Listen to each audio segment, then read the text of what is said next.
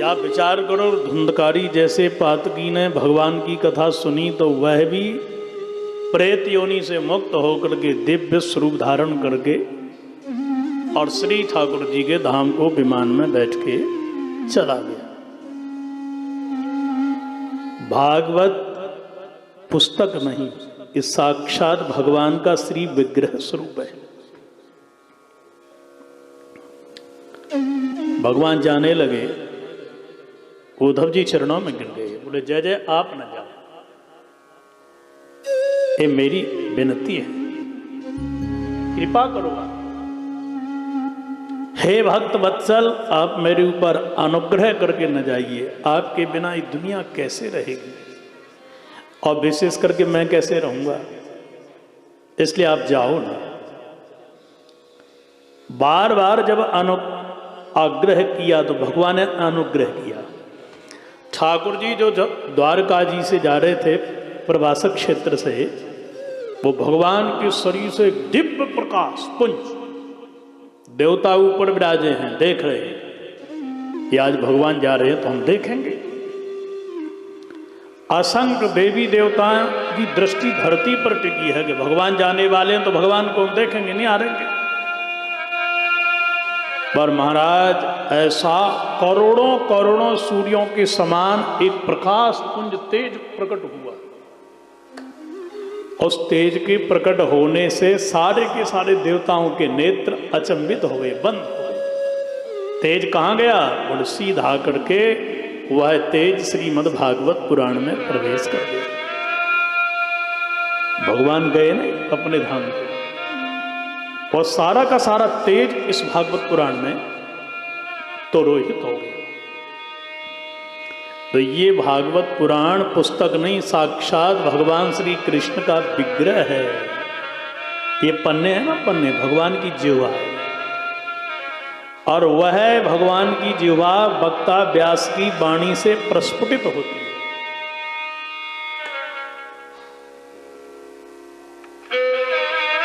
यदि कागज खराब हो जाए तो अक्षर गल जाएंगे, खराब हो जाएंगे। ऐसे ही वक्ता की वाणी यदि अशुद्ध हो जाए, असभ्य वक्तावरण वक्तव्य देने लगे, मिथ्या भाषण करने लगे, अभक्ष खाने लगे, गायत्री न जपे, वेद न पढ़े, भजन न करे, तो वो वाणी से प्रस्फुटित भगवान की वाणी नहीं होती है। तो ये भागवत साक्षात भगवान श्री कृष्ण है। जैसा कि कल हम श्रवण कर रहे थे कि नैमिषारण्य तीर्थ में शौनकादि 88,000 ऋषि विराजमान हैं, यज्ञ कर रहे हैं, दीर्घ सत्र यज्ञ कर रहे हैं। परंतु उसी नैमिषारण्य तीर्थ में श्री सूत जी महाराज का आगमन हुआ, तो सारे के सारे महात्माओं ने प्रणाम करके निवेदन किया, महाराज आप कृपा करके हमको ये बताओ कि मानव शरीर जो मिला है, इस मानव शरीर में जीवात्मा का कल्याण कैसे होगा। ये नहीं कहा कि हिंदू मुस्लिम सिख ईसाई ब्राह्मण क्षत्रिय वैश्य इत्यादि का नहीं कहा, प्राणी मात्र का। किंग श्रेयः, इनका कल्याण कैसे होगा।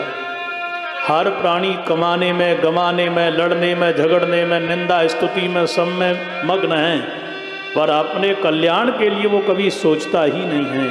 और जब कल्याण के लिए सोचता है तब समय निकल जाता है। बोलो राधे राधे। जैसे अज्ञानी विद्यार्थी वो 11 महीने 10 महीने 8 महीने मौज छानते हैं, और जो पेपर एग्जाम जैसे ही डिक्लेयर हुए अब वो भड़बड़ाते हैं तैयारी के लिए। तो क्या कर सकते हैं भाई, तैयारी पहले से करो। हम भी यहाँ पर निरीक्षण परीक्षण के आए, अध्ययन के लिए आए हैं। इंसानियत का पाठ पढ़ के, भगवान का भजन करके हमको दिव्य धाम को जाना है, तो इसलिए पहले से तैयारी करो ना। जब बाल सफेद पड़ गए, आंखों से ज्योति कम हो गई, अब मुक्ति कैसे हो पाएगी क्या, बोलो। तो पहले से भजन करो ना, समय रहते हुए तैयारी करिए, तभी आप भगवान को पा सकते हो। महाराज कृपा करके बताओ कि कवियों ने जिसको गाया है बहुधा वो कौन है।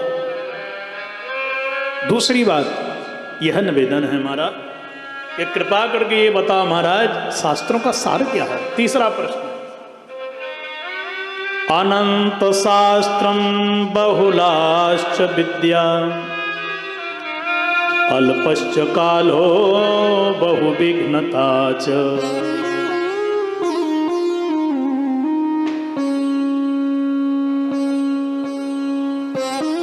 ये मानव जीवन जो मिला है, कौन कह रहे हैं? सौनक जी महाराज ऋषियों की ओर से मानव जीवन मिला है, बहुत तपस्या से मिला है, बहुत सुकृत करने से मिला है। तो कृपा करके बताओ कि महाराज ये मानव जीवन मिला है, इसमें विघ्न बहुत है, तो विघ्न मैं जीवन को कैसे सुधारें? क्या सुनना चाहिए? शास्त्र की बात, वेद की बात सुनना चाहिए। तो महाराज वेद शास्त्र पुराण बहुत हैं, कौन से पुराण के लिए पढ़ें? इसलिए शास्त्र का जो सार हो है कृपा करके बताओ, शास्त्र का सार क्या? चौथी बात यह है, प्रश्न यह है हमारा महाराज, ये हमने सुना है कि सच्चिदानंद हरि जो ब्रह्म है, सर्वव्यापक है, वह धरती पर अवतार लेकर के जन्म लेकर के आया।